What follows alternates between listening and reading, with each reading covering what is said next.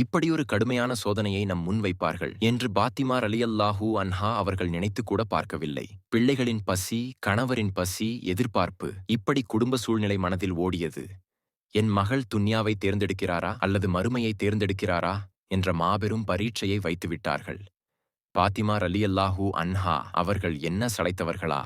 நபி ஸல்லல்லாஹு அலைஹிஸ்ஸலாம் அவர்கள் ஈரல் குலை துண்டல்லவா? அருமை தந்தையே, எனக்கு 5 கலிமாக்களை தாருங்கள் என்று வேண்டினார்கள். பெரும் மகிழ்ச்சியடைந்த நபி ஸல்லல்லாஹு அலைஹிஸ்ஸலாம் அவர்கள் தம் அருமை மகளாரை நோக்கி 5 கலிமாக்களை சொல்லிக் கொடுத்தார்கள். இதோ அந்த 5 கலிமாக்கள். யா அவ்வலில் அவ்வலீன், யா ஆஹிரில் ஆஹிரீன், யாதல் குஃபத்தில் மதீன், வயா ராஹிமல் மசாகீன், யா அர்ஹமர் ராஹிமீன். இந்த 5 மாபெரும் செல்வங்களை வாங்கிக் கொண்டு சந்தோஷமாக வீடு சென்றார்கள்.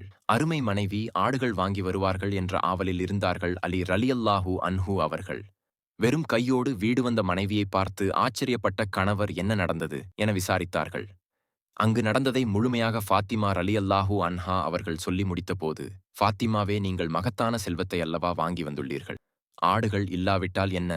நீங்கள் துன்யாவை தேர்ந்தெடுக்காமல் ஆகிரத்தை தேர்ந்தெடுத்ததற்கு பெருமைப்படுகிறேன் என்று கூறி, வாருங்கள் வந்து 5 கலிமாக்களை ஒதுவோம் என்று மனைவியை அமர வைத்து 5 கலிமாக்களை இருவரும் ஓதத் துவங்கினார்கள். சுப்ஹானல்லாஹ்.